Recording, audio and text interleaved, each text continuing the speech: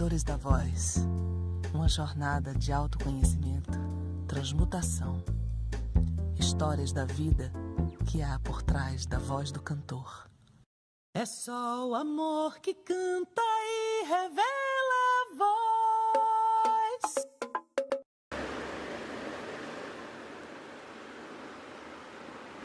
Consegui recuperar as sobrancelhas, o formato dos cabelos, talvez um quarto do peso antigo. Recuperei o vermelho alma do meu coração.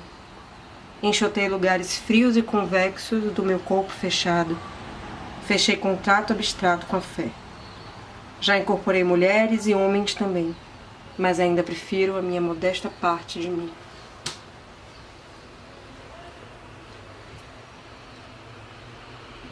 Uma criança muito extrovertida. Extrovertida, né? Pra frente, né? Desenrolada. Falava bem desde pequena, gritava, brincava, rodava. Não tinha perfil de nada relacionado à depressão.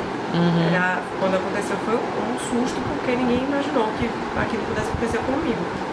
Com qualquer outra pessoa, mas comigo não tinha por que acontecer. Tudo começou, de fato, quando acontece algo lá atrás, aos 8 anos de idade, né? Que é a separação.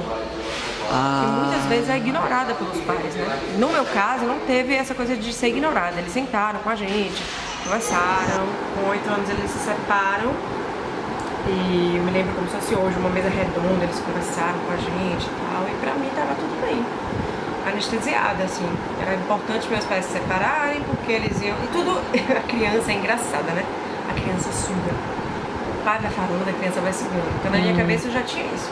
Que bom que meus pais vão se separar, porque eles vão ser felizes separados, né? E eu fui acreditando naquilo, e aquilo foi camuflando sentimentos que eu não dava conta e não sabia que não ia dar conta mais pra frente.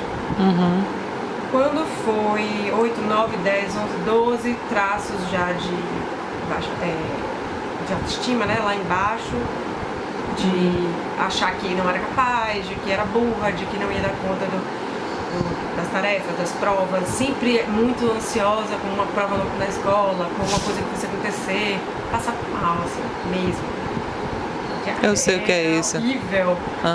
E aquilo era um mundo pra mim, eu não conseguia ver outra coisa além daquilo ali, né? Tem que passar, é uma fase, você tem muita noção disso. No segundo ano, a professora professora de história, ela fez uma tarefa que ela fez assim, vocês vão escrever um parágrafo sobre palavras X, que eu não vou me lembrar agora, mas era tipo metodologia, não sei o que e tal, nananã. Tainá, eu dei voltas no meu texto, eu não fiz um parágrafo, eu fiz um texto, um nome. Eu já gostava de escrever. Sim. Pra colocar, alienação era uma das palavras. Essas palavras mais assim, né, que são usadas na história e tal. Pra escrever e pra dar uma volta, pra contar o que eu tava sentindo na hora, mas era só uma história de mentira, entendeu? Eu achava que eu tava inventando aquela história, mas não era. E a história falava disso, de uma menina que tava se sentindo assim, assim, assim. E coloquei todas as palavras que a professora pediu.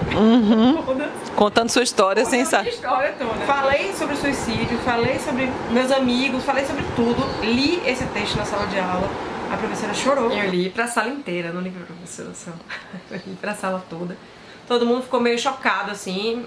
Mas ao mesmo tempo era uma história que você criava. Então, Camila escreve bem. Mas não era Camila escreve bem. Camila escreve o que tá sentindo. E aí passou esse ano, ninguém falou nada, ninguém disse nada, o ano foi passando. Eu já tinha feito terapia, não me lembro se fazia no segundo ano. Acho que não. E quando começou, final do ano, Réveillon, eu fui pra uma viagem com umas amigas. Fiquei irritada, comecei a mudar o comportamento, comecei a ficar estranha. Ninguém entendeu nada, porque ninguém me via daquele jeito nunca. Quando foi no início do ano, eu comecei a me sentir triste. Mas não era triste, era uma tristeza que... Não tem como explicar a tristeza. É branco, preto, marrom, cinza, o mundo perde a cor. Sabe? Não que isso, né, que o cinza não seja claro. A cor. Mas é embaçado, você não enxerga, você perde a concentração. Eu pegava a minha agenda para olhar os horários da escola, eu não conseguia juntar as letras, eu não tinha concentração. Você pediu ajuda? Como foi isso? Eu pedi socorro. Quando chega nos 18 anos, isso já tá gritando, o corpo grita. Pede ajuda, entendeu? Se você não observa isso, você cai e não volta, entendeu? Então, o que aconteceu comigo foi que eu caí, eu já era um pouco atenta, já gostava do tema, de psicologia, nananã, então eu já lia alguma coisa, já ficava atenta e eu pedi socorro. Pedi ajuda, pelo amor de Deus, me ajude. O que está acontecendo comigo? Eu estava saindo do colégio, foi logo no início do ano, de 2006, né? Eu tinha 18 anos. E eu entrei no carro, eu nem esqueço disso. E aí meu pai olhou pra mim e fez assim: minha filha, você tá depressiva, não tá? Desse jeito. Aí eu olhei pra ele e fiz: eu tô. E aí chorei. Eu chorei alto, chorei dentro do estacionamento, assim, fechado, dentro do carro, sem medo, assim, de ninguém me ouvir, de ninguém me julgar. Eu voltava pra casa, deitava na cama.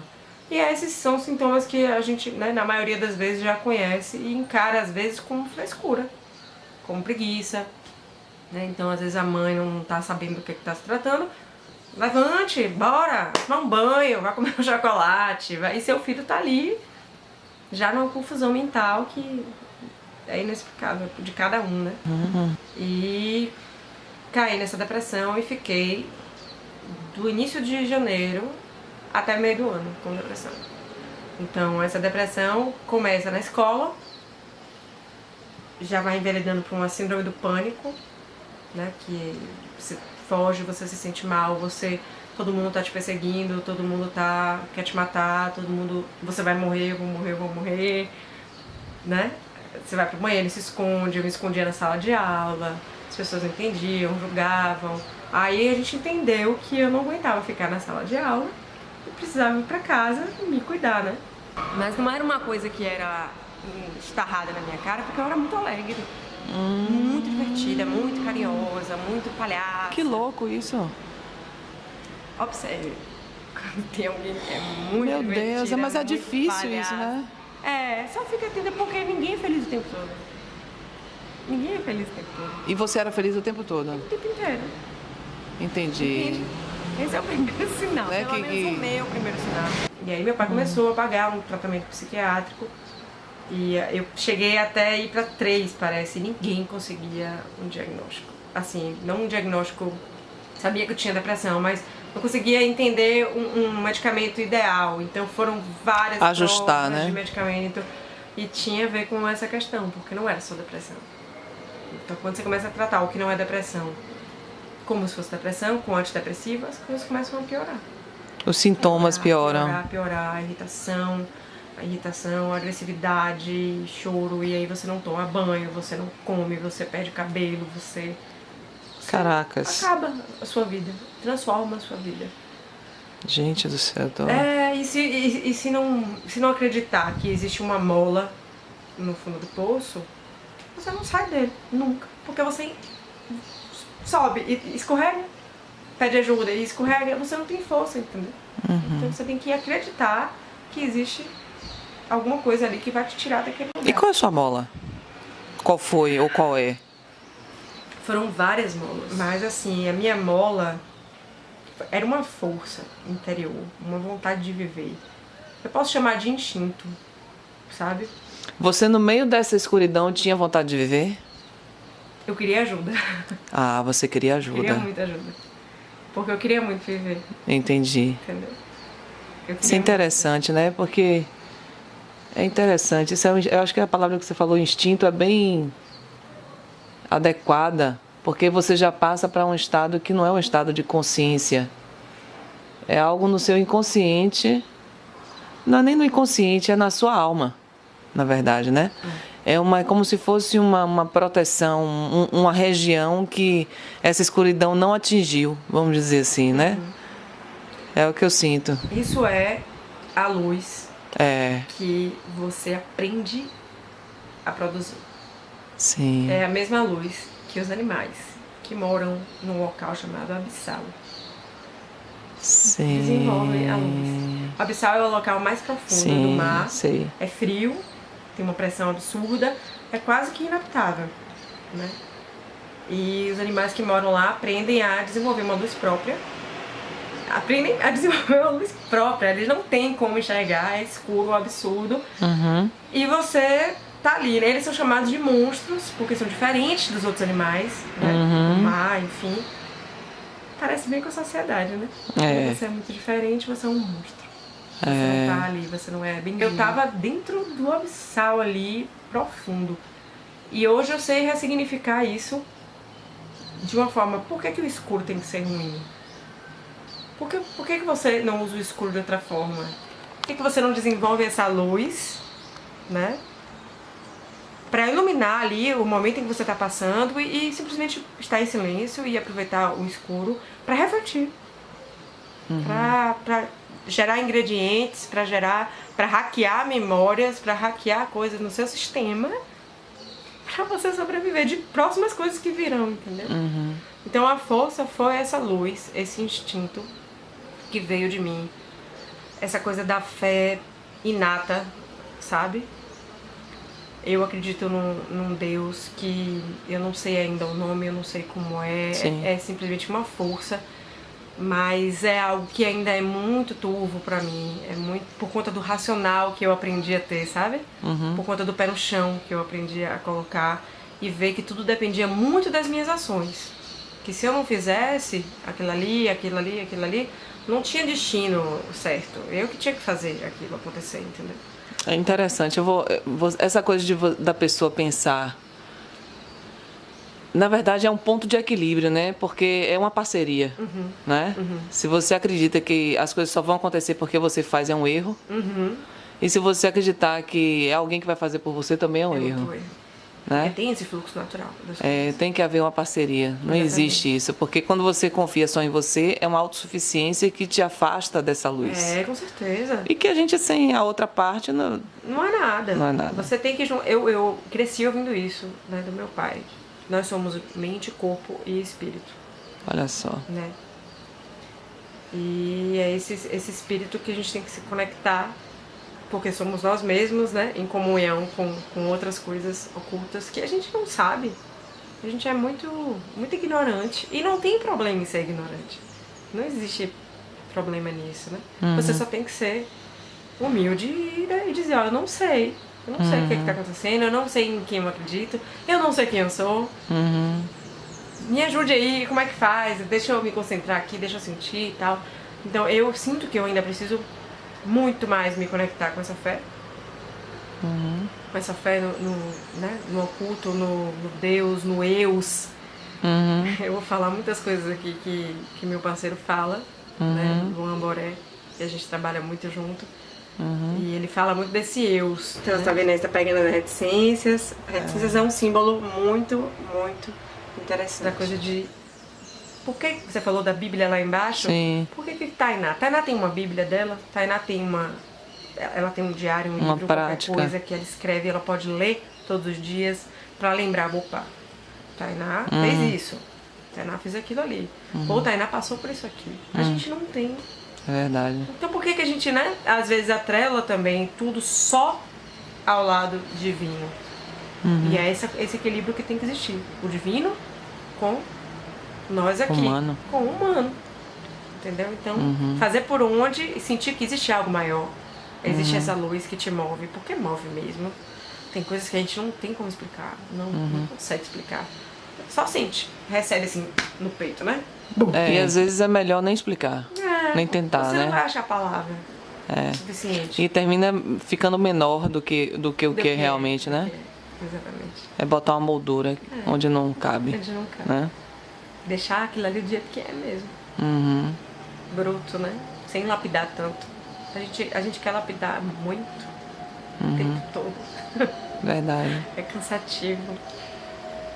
Como foi, Camila, essa coisa que você falou de identificar exatamente o que é, né? Isso. Você lá criança, uma menina amável, assim, enfim, ficava com as pessoas numa energia, vamos dizer assim, leve, e dentro de você é como se a densidade estivesse dentro de você e a luz estivesse fora, né?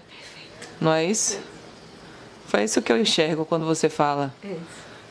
E aí, o momento que você se dá conta que dentro só ficou escuridão, não é? O pedido de ajuda vem daí, não é isso? E vem de você tentar ressignificar essa escuridão. Como eu falei agora, né? Então, quando chega no meio do ano, que eu já tentei suicídio Como foi isso? Me conte 300 aí. vezes. Aí, nesse meio tempo, é que começam as coisas a acontecerem, né? Dentro de casa. Você começa a se machucar, você começa a tentar suicídio, né? Então, suicídio No primeiro, logo no início, você tentou? Foi bem no início, assim. Acho que no primeiro mês, segundo mês, se eu não me engano. Não tenho essa... Quando você fala tentar suicídio, alguma coisa na sua ação não fazia você fazer uma coisa assertiva, não é isso? Exatamente. Uhum. Como é isso? Suicídio, você comete o suicídio. Acabou. Morreu. Eu tentei, eu não consegui. Graças a Deus. Como foi isso? Telefonema. E é um telefonema? É um telefonema. Como é que foi isso?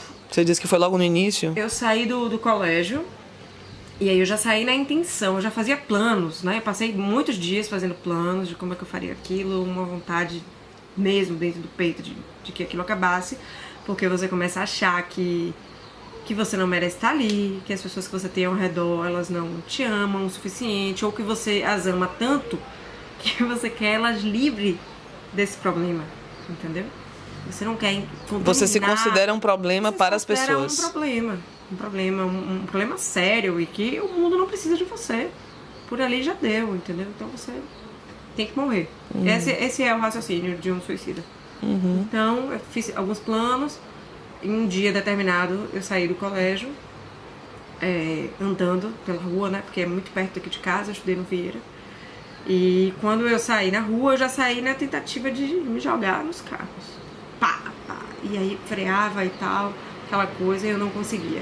Porque ao mesmo tempo que você tem a vontade, alguma coisa te segura, né? Seu instinto, Deus, o que for. Sua vida, suas memórias, suas lembranças. E eu voltei pra casa. No que eu voltei pra casa, eu falei, não, agora eu vou conseguir. Agora eu vou fazer. E aí escrevi uma carta. A mesma coisa, que é uma coisa parecida, né? De todos os... Escrevi um bilhete, deixei pra minha irmã. Isso eu tava no outro quarto ainda, nesse quarto atual. Deixei na cama e subi pra sentar, assim. A janela é igualzinha a essa aqui. E eu sentei na janela e fiquei. Caraca, bicho. Tainá. Eu sentei na janela. E aí eu fiquei.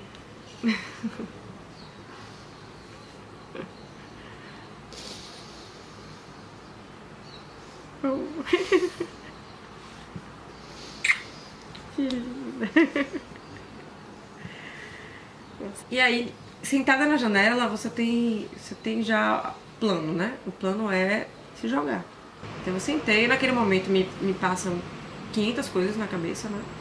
Da minha vida inteira, o amor que eu sinto pelo meu pai, pela minha mãe, pela minha irmã, pelos meus amigos, a vida que eu tava construindo e o que tava me fazendo levar até aquilo ali. Mas a sensação, a angústia, ela é tão forte que você quer acabar com aquilo ali.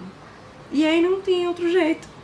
No momento, na sua cabeça, o jeito é se matar. Então não tem como esperar remédio, não tem como achar que vai melhorar. A forma que você tem de fazer aquilo ali é acabando com a sua vida. E eu sentei na janela. Quando eu sentei na janela, que eu olhei pra trás, já tinha todo tempo ali em cima, e assim, minha avó tava dormindo, ela dorme sempre, né? Ela fica cochilando, tirando o cochilinho dela. Minha irmã não tava em casa, não tinha ninguém em casa. Olha o perigo que é aquilo. E eu já tinha anunciado que eu tava com depressão. Meu pai já tinha me levado no psiquiatra e tal.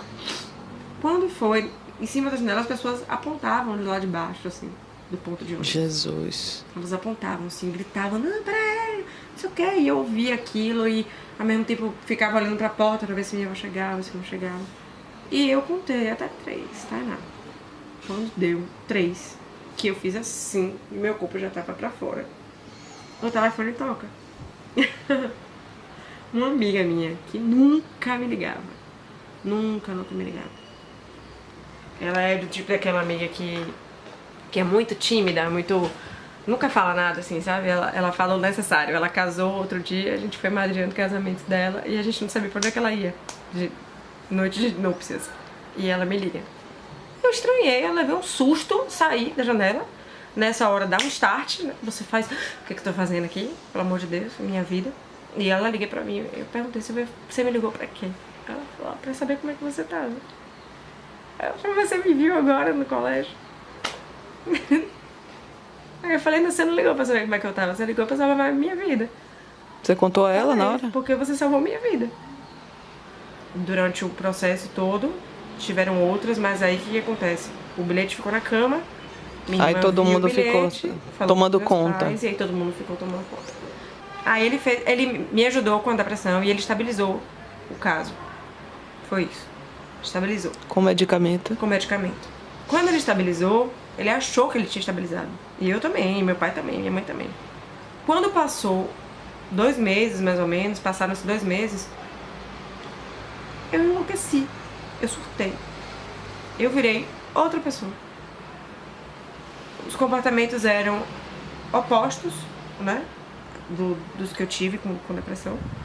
Você começa a acreditar em você mais do que o normal, você começa a humilhar as pessoas, só você presta, você é a mais bonita. O lado sexual aflora de uma forma que você pode cometer sérios problemas. E pegar doenças, etc. Sim. E aí eu comecei a fazer um monte de besteira. Falar um monte de besteira, humilhar pessoas. A voz começou a mudar, a risada começou a mudar. Minhas amigas não entendiam nada do que estava acontecendo. E eu tive sorte de ter amigos, porque os meus amigos me pegaram pelo braço, me levaram pra casa e falaram, ó, tá acontecendo alguma coisa. Tá acontecendo alguma coisa, ela não tá normal, ela não é assim. E aí levaram de volta pro médico e o médico falou, ela tem transtorno bipolar. Caracas. Aí ele falou, então a gente vai medicar da forma assim, assim, assim. A gente fez um exame, o exame deu que o lítio estava baixo, então o lítio tem que estar alto. E aí eu perguntei pra ele assim, tá, mas e eu não vou parar de tomar remédio e tal? Ele falou, não vai, é o resto da sua vida inteira tomando remédio. E como é você, Camila, ouvir isso? Ouvir esses diagnósticos, você dentro do processo, como é isso? Você acreditava nas pessoas que diziam isso pra você? Eu tava fraca. Você acreditava que você tinha essas coisas ou você discordava? Você não queria reconhecer esse quadro? E como é isso? É estranho pra mim, né? É um mundo novo pra mim que você tá me contando, né? Que acontece? Que você agora tá do outro lado da história. Você tá olhando pra sua história, né? Graças a Deus, né? E eu não tenho dúvida que é para você estar aqui também, né? E fazer o que você tem que fazer. Eu sempre acredito que na vida de qualquer ser humano, qualquer provação que a pessoa passe, ela só tem sentido quando você dá um sentido maior a ela. Senão não adianta você ter passado por isso. Com certeza. Isso vira um problema. Se eu não fizesse o que eu faço hoje, com todo esse Qual é o sentido de você ter vivido isso tudo se você não compartilhar? Pois é. E não der uma oportunidade. Isso é uma oportunidade que você está dando. Eu lhe agradeço por você, de verdade. Eu estou muito emocionada, sabe? E a obediência, você está obedecendo aqui hoje, não é? É um ato de obediência, de humildade, de consciência do seu papel aqui no planeta. Você é tão nova, 30 anos não é nada. Não é nada, você está começando a viver agora, entendeu? Eu sinto isso também. É claro. E aí você tem tem 1000 coisas pela frente para fazer. E está começando aqui. E eu fico grata a Deus por Ele usar essa janela. E eu pelo espaço que você está me dando. Não sou eu que estou dando nada, não sou eu. Ele mandou eu vir, eu não sabia que eu ia ouvir nada disso. Eu não sabia. Não sabia o que você tinha para me dizer. É bom que todos saibam, eu não sabia nada do que você tinha para me dizer. Eu vi sua história, mas é uma coisa superficial ali. Por mais que você tenha contado meia hora daquilo tudo ali que você mandou para mim, é superficial diante do que você está me contando. E eu passo muito por isso no projeto. Porque é tudo tão profundo, e as pessoas não podem ver ainda, porque aquilo tem que ser melhorado para poder chegar a qualquer... Eu não posso simplesmente pegar a minha história e despejar assim. Claro. Não é todo mundo que está pronto para absorver aquilo, né? Claro. A gente ouve e se identifica, então não sei como é que a outra pessoa reagiria. Pra mim hoje é normal falar sobre isso. Sim. Eu sinto. Às vezes emocionante, quase sempre. Mas pra mim é um aprendizado. Toda vez que eu falo, eu dou conta de que eu passei por isso. Você cura mais um pedaço, e que eu preciso fazer com que as pessoas tenham acesso, pelo menos. Eu não vou botar expectativa em ninguém, que as pessoas consigam e sejam vitoriosas. Não, elas vão ter a história delas, entendeu? Mas por que eu não posso compartilhar isso e vou ficar me escondendo sobre, sabe? Deus nos submete à prova de todas as maneiras, disse o mestre Paramahansa Yogananda. Ele expõe nossas fraquezas para que nos conscientizemos delas e possamos transmutá-las em forças. Ele pode nos enviar provações que parecem insuportáveis. Algumas vezes, pode até parecer que Ele está nos repelindo. Mas o devoto inteligente dirá: não, Senhor, eu quero a Ti. Nada me deterá em minha busca. Esta é a prece de meu coração. Nunca me testes com o esquecimento de Tua presença.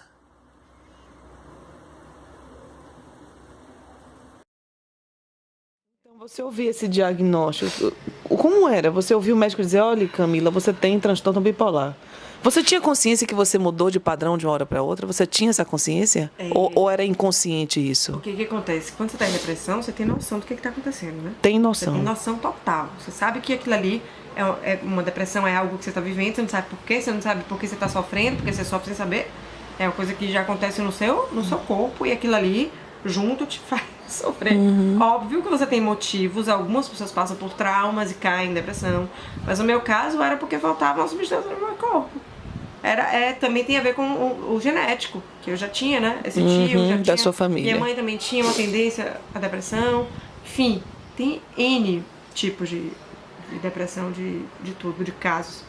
Quando eu chego Quando eu virei, né? Quando eu dei esse surto, eu achava que estava tudo normal. Eu achava que eu estava vivendo a minha vida pós uma depressão. E é o que acontece muito. Isso é muito sério. Eu pulava. Eu descia essa ladeira da barra aqui, pulando, saltitando. Porque você fica com essa energia fora do comum, você não dorme, você gasta dinheiro. São muitos sintomas nesse transtorno. Então eu achava que era normal, que eu tava bem. E quando você tá nesse estágio, não tem quem te diga que você é isso ou aquilo. Então, prenda essa menina em casa e fica em casa presa até o remédio passar. Até o remédio equilibrar. Eu fugir, eu não entendia porque eu tava presa. Você tava bem, você tava feliz. Então eu fugi de casa. Isso fala numa música. Uma música recente. Eu fujo de casa, eu levanto a saia, ou seja, eu vou fazer o que eu quero, pra quem eu quero, mal ou bem, eu vou fazer. Porque esses são sintomas de uma doença. Não sou eu, é a doença. Entendeu? Então quando aquilo vai passando, aí as coisas vão acontecendo. Porque as pessoas vão te contando o que você fez. Aí você entra em contato com a realidade que você provocou. Aí você entra em contato com a realidade dura que você provocou. E isso pode te levar pra uma crise de depressão De novo. Você entende? É muito sério. Muito sério. Muito. E aí, você começa a perceber, você fez mal a uma amiga, você fez mal ao namorado. E outras coisas drásticas que eu fiz que não tem nem necessidade de falar. Eu falaria, mas não tem necessidade, porque é drástico, é feio, e não é você, não sou eu. Então até você entender que não é você, que foi o seu transtorno, que tá dentro de você, mas não é você. Você não é o seu transtorno. Sim. Você não é o que você sente. Então até 2014 eu achei que eu tinha uma história de vida que é essencial pra quem eu sou hoje. Fato. Porque eu utilizo o passado pra isso. Ah, não, esquece o passado. Não, eu esqueço o passado, não. Para aí, deixa ele sentar aqui do meu lado, no meu colo, pra gente conversar, dar um abraço gostoso, lembrar das coisas ruins, coisas boas e seguir a vida. É assim que eu encaro o passado. E quando eu fiz o show em 2014, que foi o Queira, aí tem um projeto Queira no meio de tudo isso, que é o centro, é essa plataforma, né? Dentro dessa plataforma é como se eu fosse fazer o que eu quisesse fazer. Porque a gente fala muito, isso você falou muito nos outros vídeos também, né? A gente é um monte de coisa junto. Por que falam pra você que você é só cantora? Você não é só cantora, você tá filmando, você tá fazendo, Foi um show histórico, foi um espetáculo que foi daí que começou. Que aí eu encontrei meu parceiro de trabalho, de vida hoje, né? Luan Boré. E ele olhou pra mim, depois que eu contei tudo isso que eu contei pra você, Eu contei pra ele. Uhum. Ele virou Pra mim não, você tá assim, contando pra todo mundo. Brasil inteiro, hein? O mundo, YouTube. Quando eu falei pra ele, não, eu quero fazer um show, eu não tô muito bem, eu quero... Meu pai disse que vai me ajudar e tal. Ele, que show que você quer fazer, Camila? Eu falei, não, um show. Eu pensei no nome Queira, né? Que eu vi a música de Tito Baense, me apaixonei, nananã. Camila, com uma história dessa, você não vai fazer um show. Você vai fazer um show, um projeto de vida. Ele falou isso pra você? Pra mim. Porque é muito conteúdo, é muita história, você já escreve, você já compõe e você não vai fazer só um negócio. Aí eu percebi que tinha muita coisa realmente pra fazer. Ele me deu esse start. Eu tô aqui, eu faço, eu escrevo, eu cozinho, mas por que a gente tem que ser uma coisa só? Né? Então essa coisa de usar os verbos como incentivador mesmo, sabe? Pra você entender que você não é cantor, você canta, você não é compositor. Gente, mas eu vou te falar. A gente acha que a gente é uma coisa só, e aí a gente acredita naquilo e fica com aquilo remoendo a vida inteira. E aí você fica suprindo as expectativas. Não, e achando que tem que escolher, né? Você, todo mundo. Suprindo as expectativas dos outros, e até hoje a gente sofre com isso. Mas eu acho que foi triste, foi duro ouvir e entender que eu possivelmente tomaria remédio o resto da minha vida, até que a medicina faça outra coisa.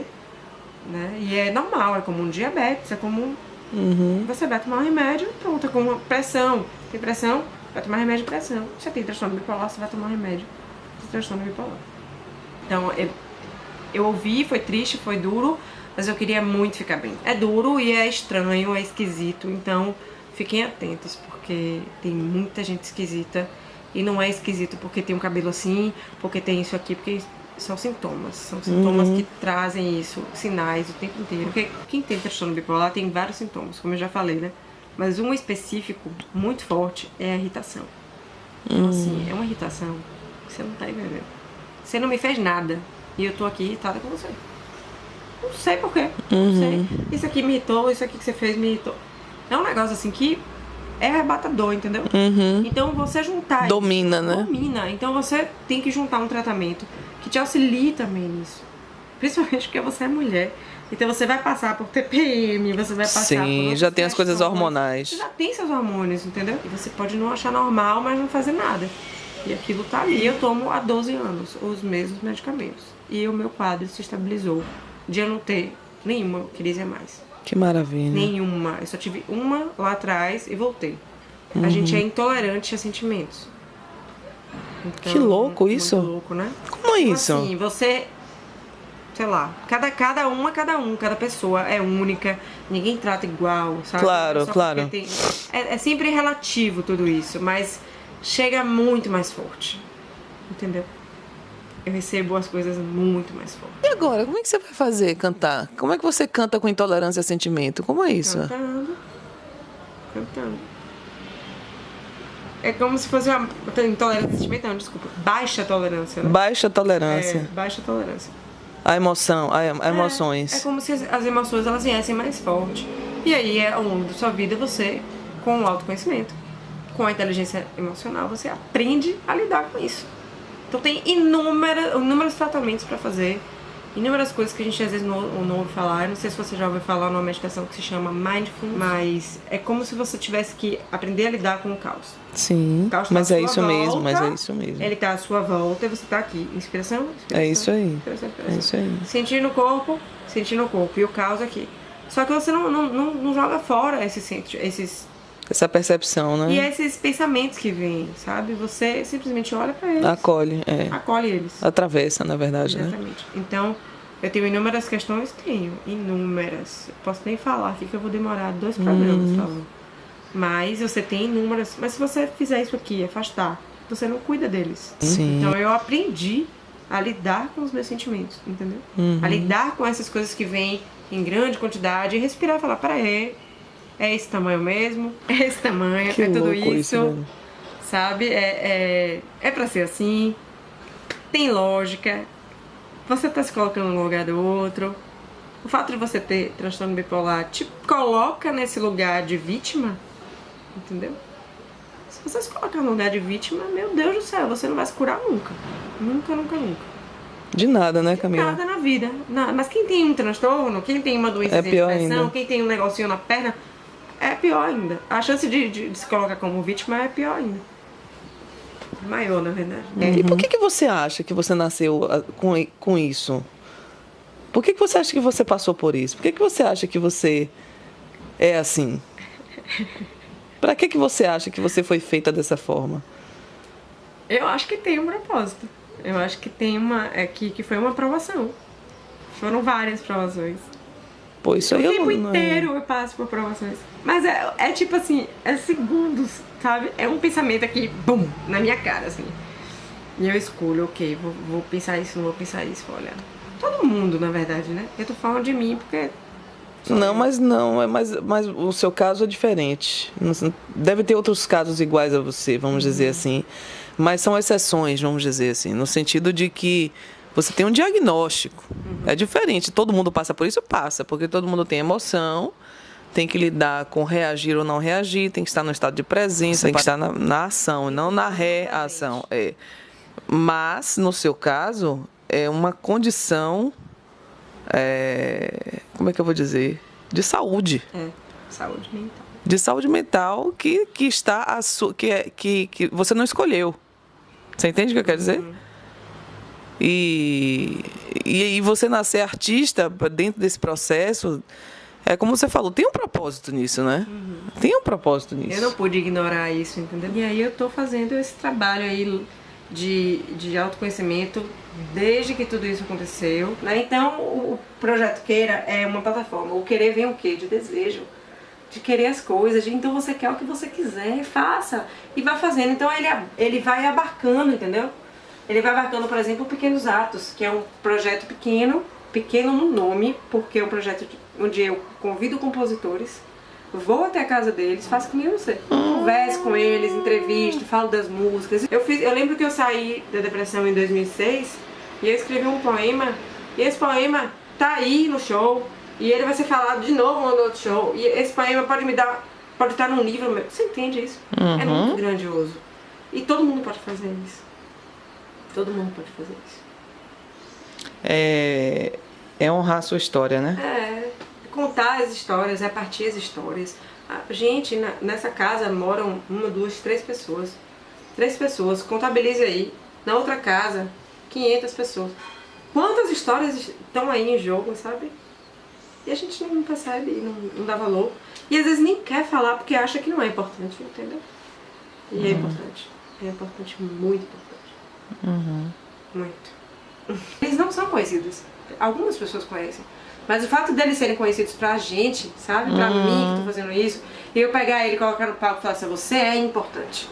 Senta aqui comigo, vamos cantar sua música, sabe? A fazer junto. E colocar aquilo ali pra se retroalimentar. Você retroalimentando o outro compositor, que retroalimenta o outro, que retroalimenta o outro. E assim vai. Porque o que é essa formação de público? Né? Formação de público é só formar o público. Mas e quando você transforma o público? Tá fazendo uma transformação de público, não é formação de público. Você transforma o seu público. E o seu público também são os artistas. Sai desse núcleozinho seu aí e vamos olhar pra todo mundo. Vamos botar isso pra fora e vamos ajudar todo mundo. E aí, que bom, gente. Então a gente vai colocando as coisas aqui pra que elas se concretizem. Eu acho que eu vou comprar umas 3 portas pra botar lá no meu quarto. Então, quando eu tenho Queira como provação, o tempo inteiro me trazendo provação, é pra eu entender que nesses pequenos atos aqui, eu vou me irritar, eu vou lidar com gente, eu vou lidar com gente às vezes que eu não gostei de trabalhar, e eu vou ter que trabalhar até o fim. Eu vou ter que respirar, vou ter que ir no banheiro, me coçar, porque também tem coceira, tem ansiedade, tem unha que rói, Você tá entendendo o que eu tô falando? Isso. Então, provações, são as provas o tempo inteiro das ações que eu escolho, das ações que a gente dá juntos, eu e Boré, né? Como parceiros de trabalho, como caminhada. E estamos caminhando. Eu me lembro que eu me peguei pensando várias vezes nisso, né? Poxa, mas... em 12 anos, eu acho que 3 vezes eu parei, tive uma tristeza forte e disse assim, por que isso comigo? Por que foi comigo? Por que não foi com outra pessoa? Por que eu quero? Uma revolta. 3 vezes em 12 anos eu tive isso. Porque quando eu olho pro meu redor e eu vejo o que eu construí com isso, só foi possível com esses conteúdos, sabe? Eu só aprendi essa quem eu sou hoje por conta disso. O ideal é que parasse de doer. Mas essa dor invalidou qualquer desejo. Desanimei quando vibrou no peito. Faltou sentido na vida e a lucidez se foi. Por entre os carros sem sinal paralisei. Deixei fluir angústia, medo e confusão. A minha casa era logo ali. 2 quarteirões, garagem, porteiro, elevador. Fecha essa janela aí, que eu não quero nem pensar. Que foi por obra dos espíritos, por apatia, insegurança, irritabilidade ou culpa, ela pensou em se jogar.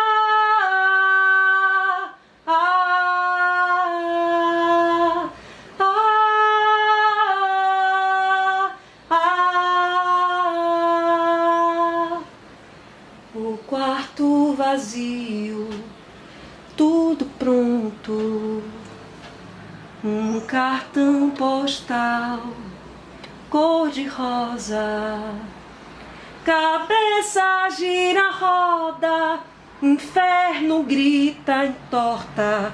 Salvar meu mundo é dizer adeus.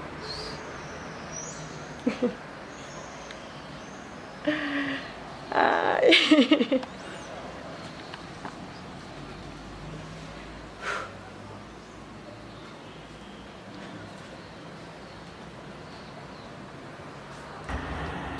A gente chegou aqui no final do vídeo. Não tenho dúvida do quanto isso lhe tocou. E eu sempre falo isso, vou repetir para que... Por que eu repito? Pra gente lembrar que é bom partilhar, né? Então deixa aqui seu comentário, sua partilha, sugestão para novos temas. Você curtiu e acha que também pode compartilhar isso que foi dito aqui hoje, outras pessoas compartilhem. E vou deixar as minhas redes sociais também e as redes sociais de Camila Jatobá, para vocês conhecerem. E já viram que vai vir muita coisa aí, não é? Dessa joia preciosa, desse coração ávido pela vida e ávido pela partilha dessa vida que ela honra a cada dia. A gente se vê no próximo programa.